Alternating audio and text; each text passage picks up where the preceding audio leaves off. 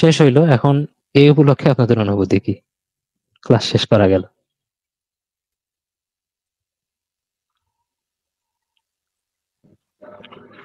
ভাই আজকে last class তো এই জন্য ছিলাম, ভাবলাম থাকি। হুম, ঠিকই আছে। কয়টা ক্লাস করা হয়েছে? স্যার কুরিয়ার করে পাঠিয়ে দেন আমাদের যারা যারা মানে অ্যাটেন্ডার আছে লাস্ট ক্লাস। হ্যাঁ ঠিক বলছেন, এখানে অবশ্য একটা মিষ্টি দেখানো যাইতো শেষের পেজে যার জায়গা থেকে। একটা বিশাল কাজ আমার পক্ষ থেকে হইলো, আর আপনাদের পক্ষ থেকেও, আপনারা যারা একদম শুরু থেকে এখন পর্যন্ত ছিলেন। প্রত্যেকটা কোর্সই আসলে শুরুটা খুবই সহজ, শেষ করাটা খুবই কঠিন। ঠিক আছে, তা আপনাদেরও তাই, যে শুরুটা করেছেন, যতদিন যাচ্ছে ইনফরমেশন অনেক বেশি পড়েছেন, শেষ পর্যায়ে এসে কতগুলো ইনফরমেশন হয়ে গেছে আপনারা নিজেরাই কল্পনা করতে পারবেন না। ঠিক আছে, এমন দেখা যাবে যে আপনার ধরেন এতদিন যে পড়াশোনা করলেন দশম থেকে 45 পর্যন্ত, পরে যে অভিজ্ঞতা হইলো, এই অভিজ্ঞতার মাপকাঠি তো আর অন্যরকম। পড়ার পরে যে নির্দেশটা বা যে অভিজ্ঞতা, প্রশ্ন সলভ করার সময় কোন প্রশ্নটা কিভাবে সলভ করতে হয়, এই ডিরেকশনটা আমার কাছ থেকে পাইছেন। আবার কোন প্রশ্ন ছাড়বেন, কোন প্রশ্ন ধরবেন, কোন 50% প্রশ্নকে কাজে, 50% চান্সকে কাজে লাগাবেন, আর কোন 50% চান্স পাইলেও সেটাকে কাজে লাগানো যাবে না।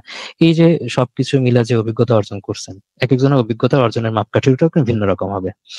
এই যে মূল যে পড়াশোনা, যে কন্টেন্টটা যতটুকু লিখেছি বা প্রশ্ন আছে, এটার একটা অর্জিত জ্ঞান, এবং এই যে ক্লাসগুলো থেকে যে আপনার অভিজ্ঞতাটা থাকলো, যদি অর্জিত জ্ঞান থেকে আপনি 50% আনসার করতে পারেন, বা পরীক্ষায় 50% প্রশ্ন আসে, মানে যে যতটুকু পড়াশোনা করলেন, আর যে অভিজ্ঞতা হইলো এই জার্নির মধ্য থেকে, এই জার্নির অভিজ্ঞতা থেকেও আমি বিশ্বাস করি আপনি আরো 20 থেকে 25টা প্রশ্নের আনসার করতে পারবেন।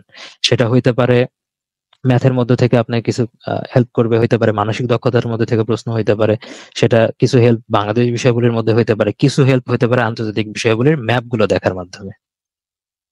ঠিক আছে, এই সব মিলে দেখা যাবে যে আপনার নিজস্ব, আবার কিছু যেটা বলছি, কিছু হইতে পারে 3টা অপশন ক্রস করে একটা অপশন চুজ করার মাধ্যমে, কিছু হইতে পারে 2টা অপশন ক্রস করা যাচ্ছে, আর 2টা অপশনের মধ্যে যে কোনো একটা অপশন রাইট আনসার হবে, আপনি জানেন, এবং শিওরলি জানেন যে একটার চাইতে আর একটা অপশন আগে থাকবে। এইগুলো অপশন দাগানোর মাধ্যমে।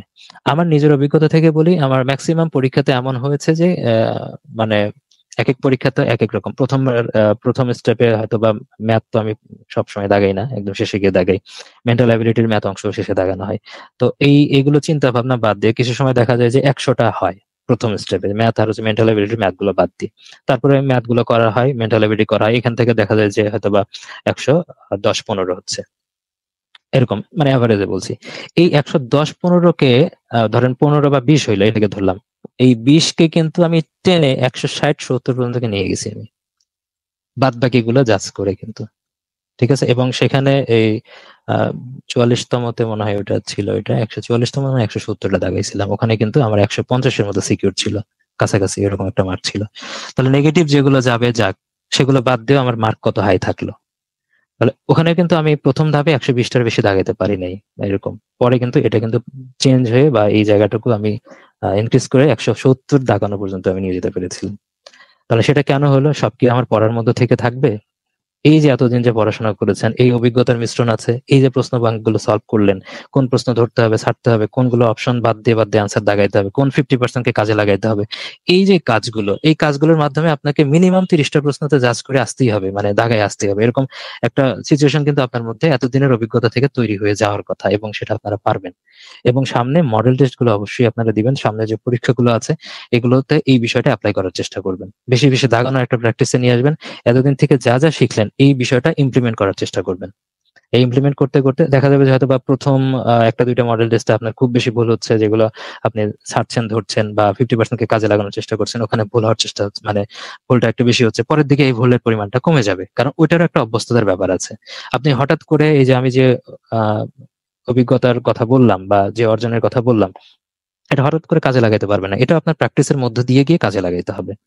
তো এটাই বলছি, যদি 50% প্রশ্ন যদি কমন থাকে, ধরুন 100টা প্রশ্ন যদি আপনি এমনি অ্যাজ ইউজুয়াল প্রথম ধাপে দাগাইতে পারেন, পরের ধাপে কিন্তু প্রশ্নগুলো আপনি এটাকে নিশ্চিতভাবে, আপনার যদি অন্য কোনো পড়া না থাকে, এটা 130 পর্যন্ত দাগানো এমনি সম্ভব হবে। আরো আরো তো বেসিক পড়া পড়েছেন, সে সবকিছু মিলায় আমার কাছে যেটা মনে হয় 150 দাগানোটা আপনাদের জন্য, মানে মানে অ্যাভারেজ গত কয়েক বছরের প্রশ্ন যদি আমরা অ্যানালাইসিস করি, ঠিক আছে, তাতে কিন্তু 150 দাগানো কোনোটাতেই মানে খুব বেশি অযৌক্তিক বা বোকামির মতো কাজ ছিল না।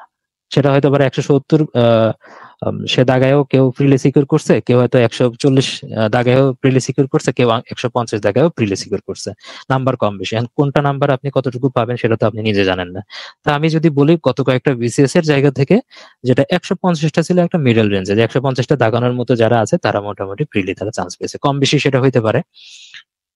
কিন্তু যারা 130টা দাগাইছে তারা কিন্তু দেখা গেল যে, আমি আমার অভিজ্ঞতা থেকে, যে স্টুডেন্ট গুলো থেকে আমি রিভিউ নিয়েছি, 130টা দাগানো পাবলিক যারা আছে, স্টুডেন্ট যারা আছে, তাদের মধ্যে 99% স্টুডেন্ট প্রিলিতে ফেল করেছে। গত কয়েকটা বিসিএস এর মধ্যে একটা স্টুডেন্ট ব্যতিক্রম পেয়েছি গত বছরে, যেটা ছিল, তো সে কম দাগাইছে, একদম শিওর হয়ে যেগুলো দাগাইছে 130টা, তার মধ্যে থেকে তার মধ্যে কাটমার্কটা শিওর হয়েছে।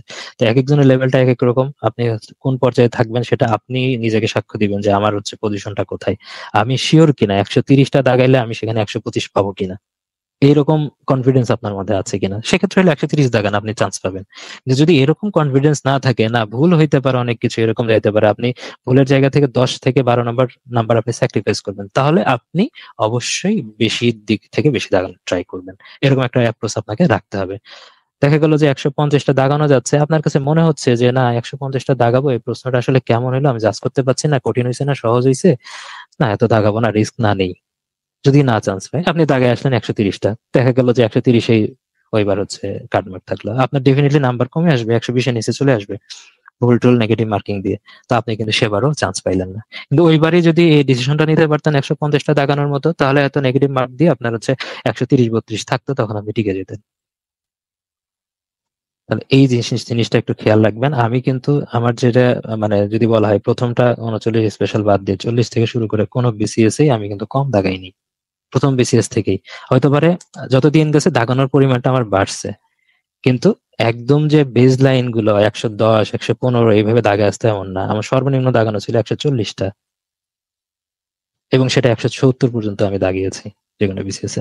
সিচুয়েশন দেখে আপনি কেমন পারছেন আর এই যে অভিজ্ঞতা, এগুলোকে কাজে লাগাবেন। কাজে লাগায় আপনাকে ডিসিশন নিতে হবে। পরীক্ষার আপনি আগে যা পড়েন না কেন, এগুলো কোনোটাই কাজে আসবে না যদি পরীক্ষার হলটাকে কন্ট্রোল না করতে পারেন। অনেক পড়া আছে, পরীক্ষার হলের সিচুয়েশন অনুযায়ী যদি অ্যান্সার গুলো না করতে পারেন, তাহলে কিন্তু সব বরবাদ হয়ে যাবে। এটা একটা বিষয় থাকে। আবার অনেকে পরীক্ষার হলে অসুস্থ হয়ে যায়, সেটা আপনার হাতে থাকে না, সেই বিষয়টা পুরোপুরি আলাদা।